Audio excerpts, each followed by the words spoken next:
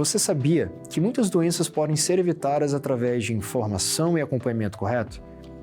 Informação é poder, informação salva vidas. Meus cumprimentos, senhores. Dr. Vitor aqui. Eu sou médico neurologista, especialista em doença de Parkinson e enxaqueca e professor de medicina. Aqui no Café com o Teu Doc, nós falamos sobre informação a respeito de saúde, prevenção e qualidade de vida. Nós transformamos essas informações em mecanismos para que você tenha mais qualidade de vida, melhore a sua saúde. Venha com a gente.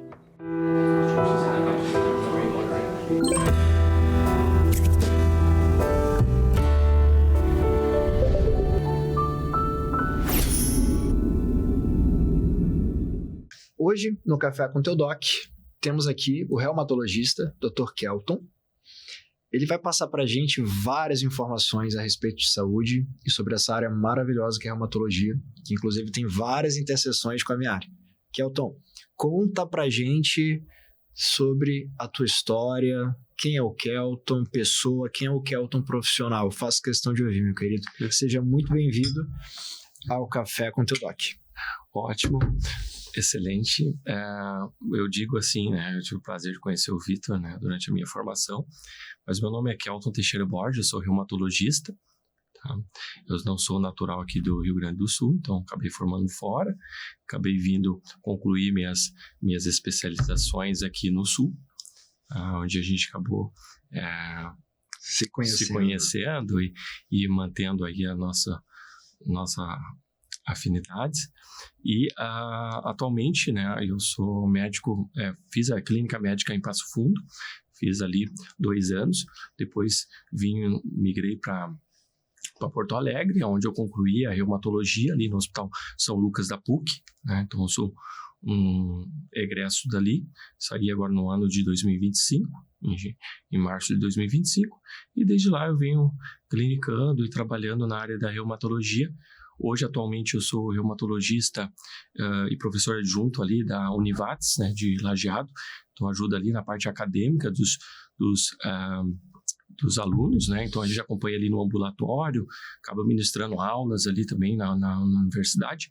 Trabalho ali também como reumatologista na Longevitar, uma clínica ali adjunto ao Hospital Estrela da cidade de Estrela, e faço parte ali do corpo clínico também da Real Vale, ali, do Vale do Taquari. Tá?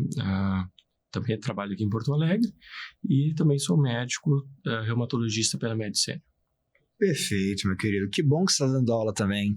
Cara, que legal poder conversar. É muito gratificante, né? A gente vê esses alunos vindo, a gente tenta transmitir o conhecimento para eles ali da melhor forma possível.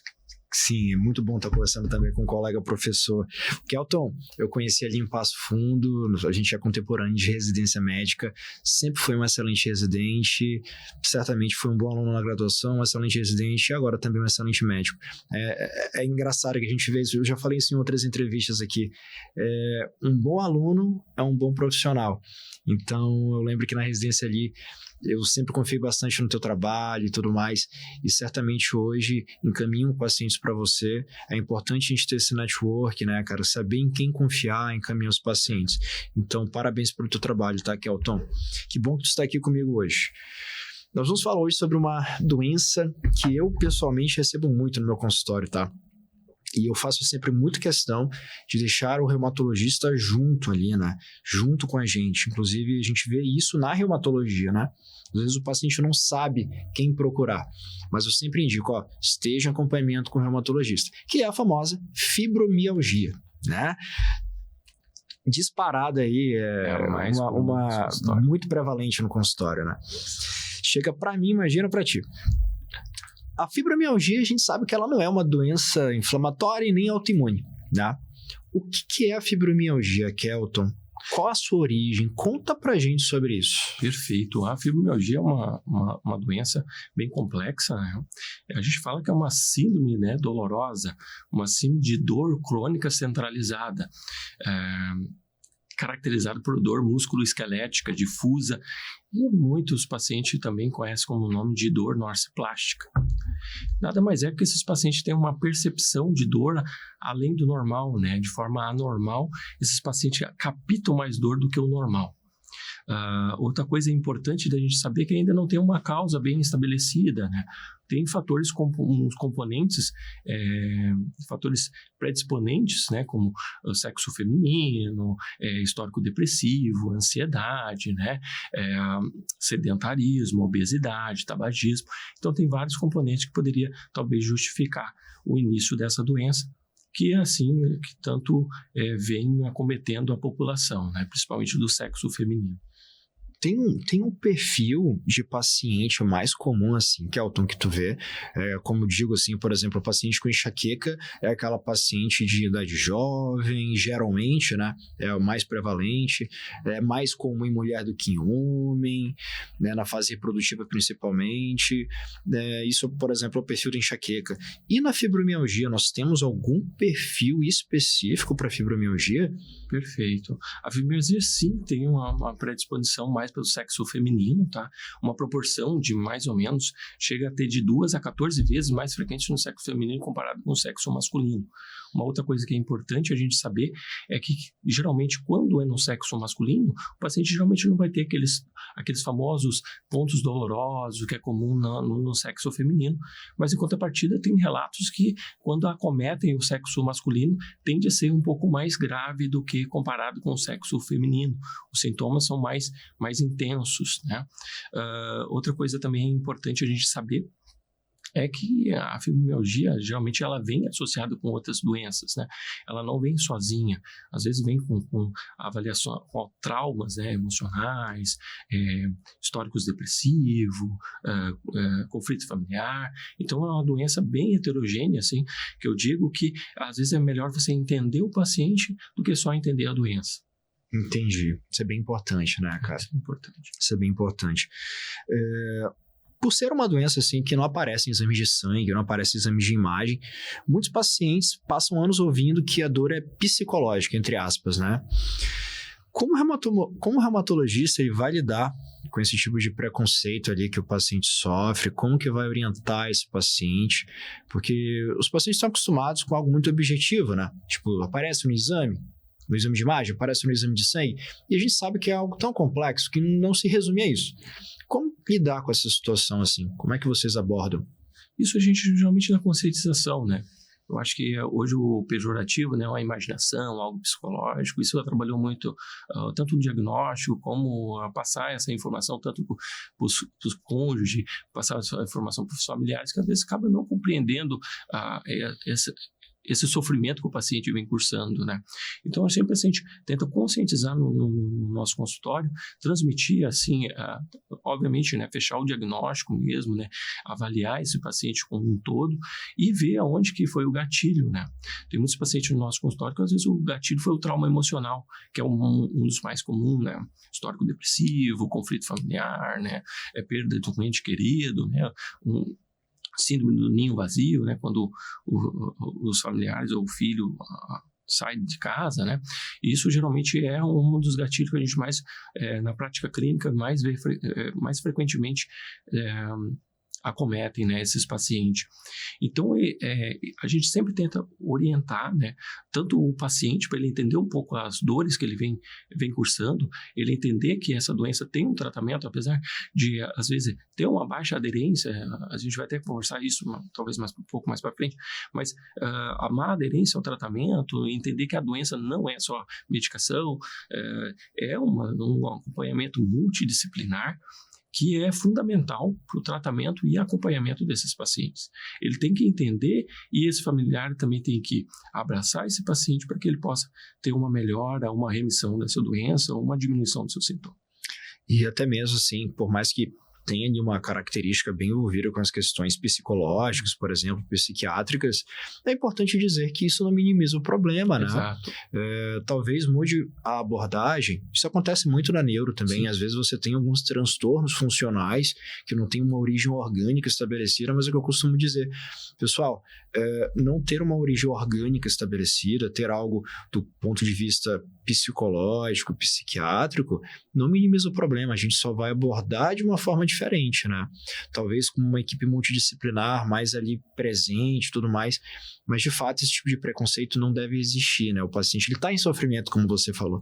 Então a gente tem obrigação e dever de cuidar desse paciente e tirar ele desse sofrimento, independente da etiologia, da causa dele, né? Essa é a nossa obrigação maior, concordo contigo. A dor, ela é generalizada, né? Como muitos sabem. Mas quais são os outros sintomas que geralmente andam de mão dadas com a fibromialgia? Por exemplo, o famoso FOG fibromiálgico, fibrofog. Comenta pra gente a respeito, assim, eu acho importante comentar. Exato. A dor musculoesquelética difusa é um dos principais sintomas que o paciente apresenta. Mas a gente não pode esquecer dos outros sintomas que também cursam a doença, né? Como os distúrbios do sono, que é muito comum nessa doença, né? A gente vê que até 90% desses pacientes no nosso consultório tem distúrbio do sono, tem uma insônia, tem um sono não reparador, né? Apesar que às vezes o paciente fala, durmo a noite toda, mas eu acordo de manhã cansado ainda. Então a gente tem visto que isso geralmente pode ser um fator desencadeador para ter a doença, tá? Outra coisa que é importante, você abordou na fibrofog, né? Que é uma névoa mental, né? Conhecido como névoa mental também. Esses sintomas, geralmente, o paciente pode ter, que inclusive é um dos sintomas que também é bem relatado no consultório, porque atrapalha o seu trabalho, a sua atividade laboral. Tá? Então, um dos principais que eles nos relatam são esquecimentos, né? Dificuldade de concentração, né? Dificuldade de raciocínio, né? Lentidão de pensamento, né? Dificuldade para realizar suas tarefas do dia a dia. Então, isso é o que mais abarca no nosso consultório. Uma outra coisa que é importante a gente lembrar é também a fadiga. Né? Esses pacientes são extremamente fadigados, né? Às vezes pode estar relacionado, né? Estudos mostram que está relacionado um pouco o sono não reparador. Então o paciente passa o dia cansado. Então isso pode, de certa maneira, ser também um gatilho, uma piora clínica por esses sintomas que o paciente vem cursando nos últimos anos. Certo. Realmente, né? Acaba que para mim, por exemplo, como neuro, chega justamente isso, né? Um paciente muito esquecido, um paciente que não está dormindo bem.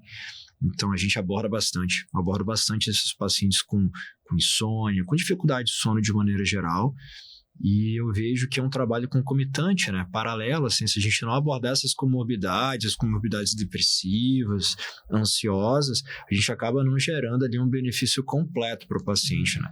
Então, é uma doença tão complexa que ela exige também complexidade na abordagem, né? Por isso que eu falo para eles, assim, ó, vamos estar juntos aqui. Neuro, reumato, é muito importante que a gente trabalhe junto, né? Exato. É uma abordagem multidisciplinar, né? É multidisciplinar. Às vezes a gente tem pacientes que, por alguns problemas, também não conseguem, né, aderir bem ao tratamento. Sim. Kelton, o que eu queria te perguntar, cara, sobre como que funciona o exame clínico ali nesse paciente, principalmente em relação à questão ali dos tender points, né, os pontos de dor. O diagnóstico mudou nos últimos anos?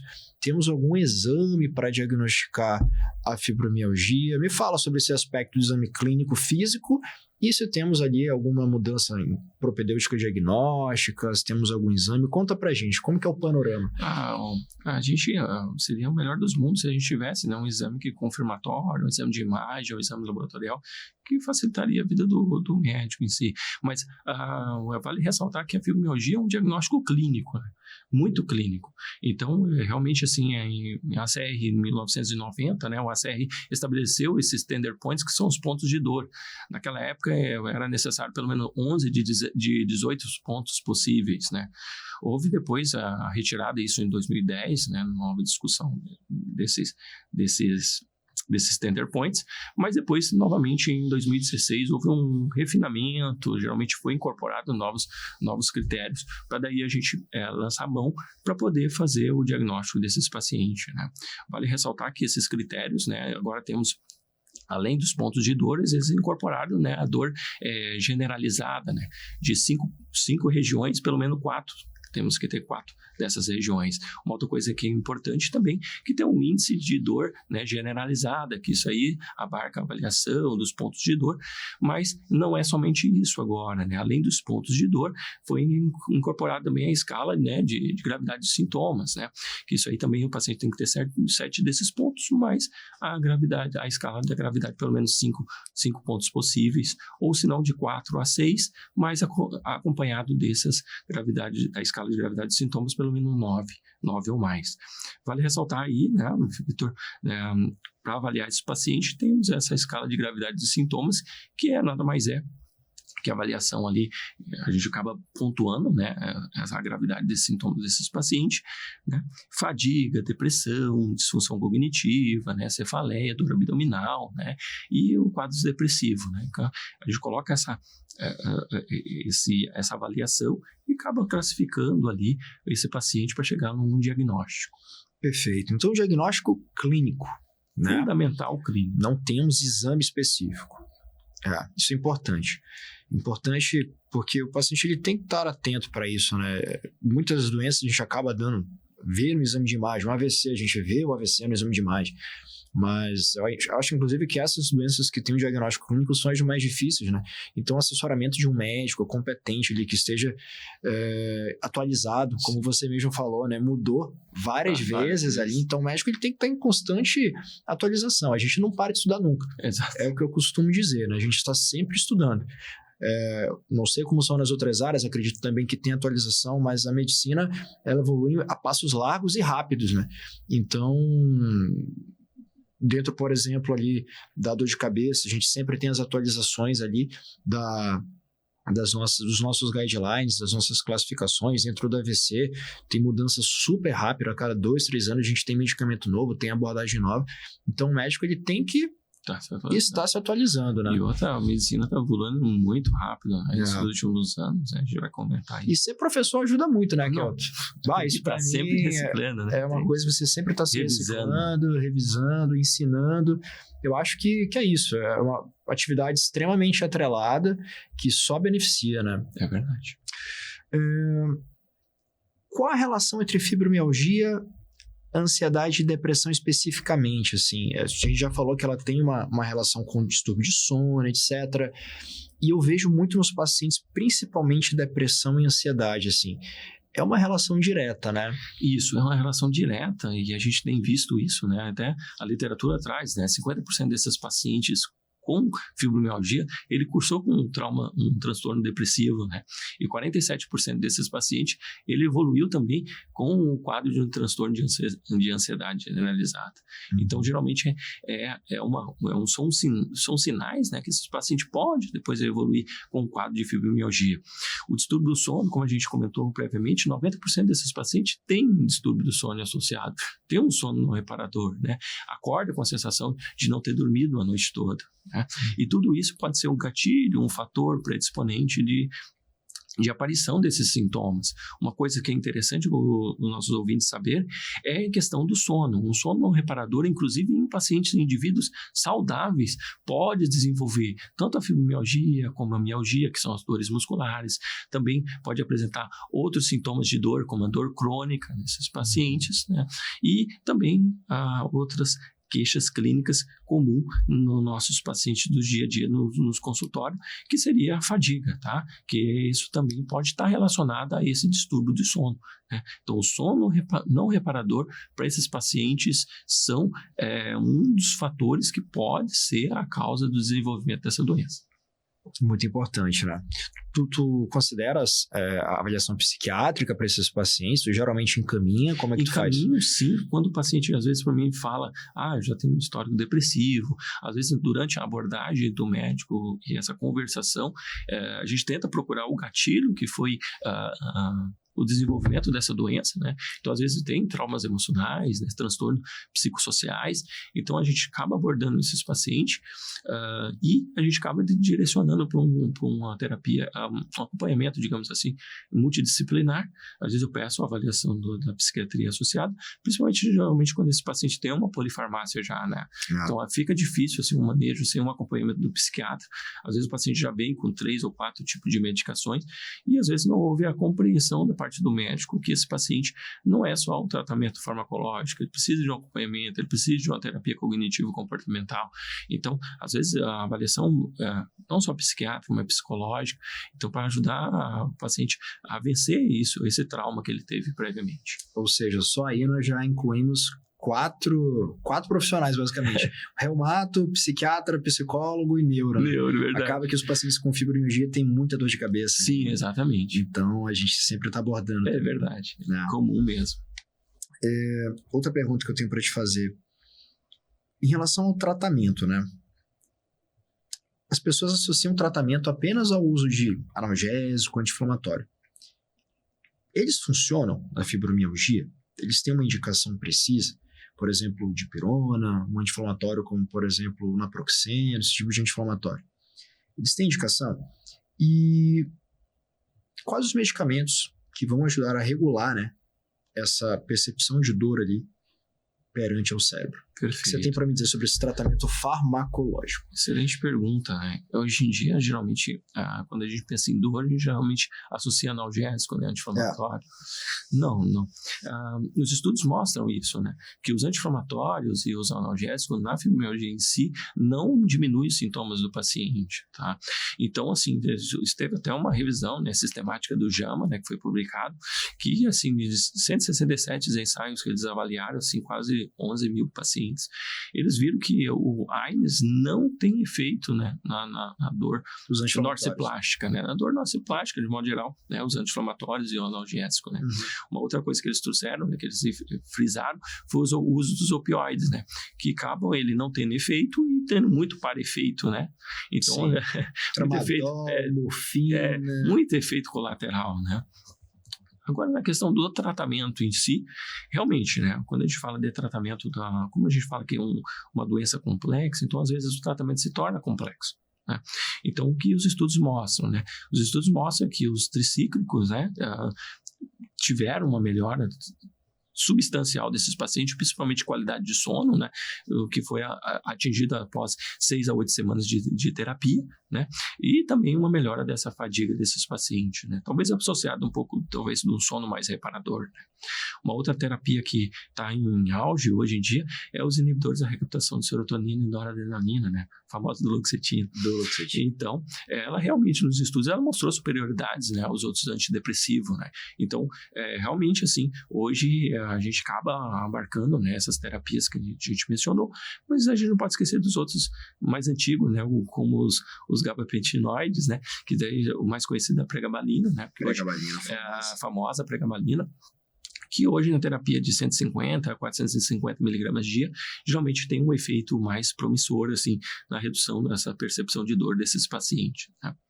Entendi. Então, temos algumas estratégias que cada uma vai ter sua indicação, sim, né? Importante o acompanhamento médico, né? Se você pudesse indicar apenas um tratamento não medicamentoso, indispensável para a fibromialgia, qual que você indicaria?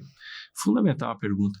Fundamental, porque o paciente tem que entender que às vezes a gente aborda isso, né, Vitor, no consultório, né? A gente fala que o tratamento não é só medicação, né? A única coisa que eu falo para os pacientes é assim, a atividade física.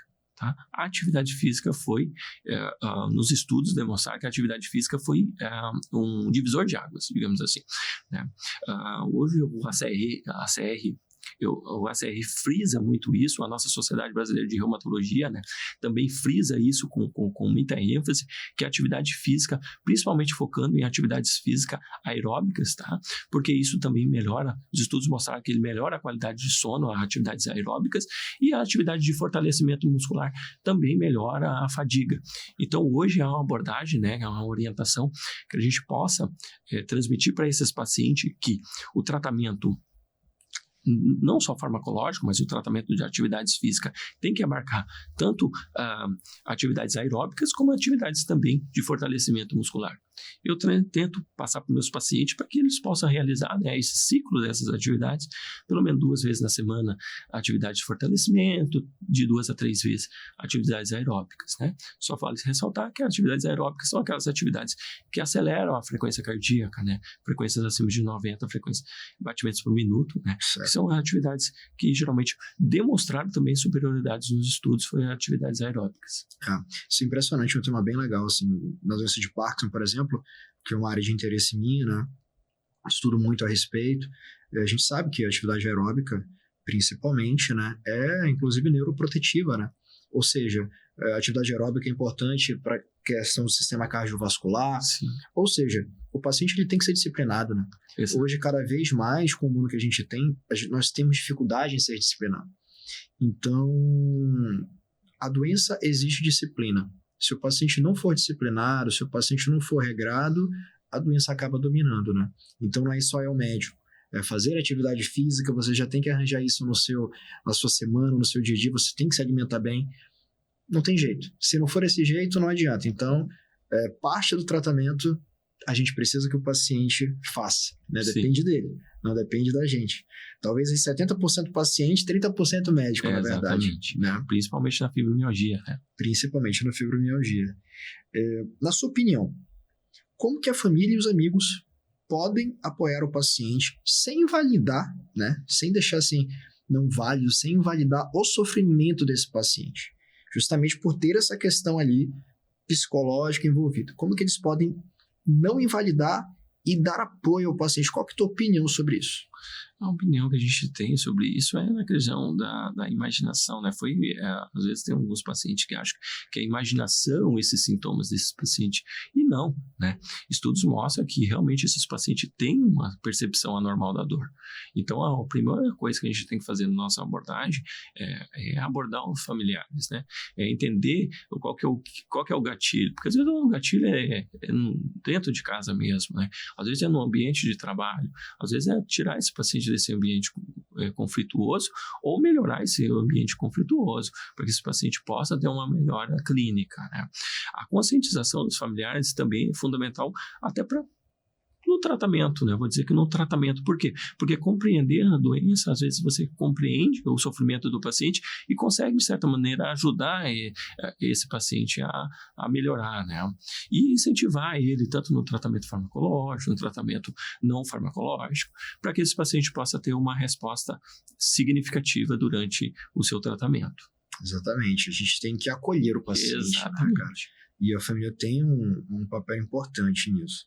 Kelton, estamos chegando ao fim desse episódio e eu gostaria assim, de te perguntar, hoje, o que te deixa mais realizado como reumatologista? Depois dessa luta inteira que você teve, formação, horas a fio ali sem dormir, reumatologista, professor, profissional ímpar, me responda, o que hoje te deixa mais realizado? Eu acho que isso, Vitor, a gente vai saber bem, porque veio desde a pandemia, né?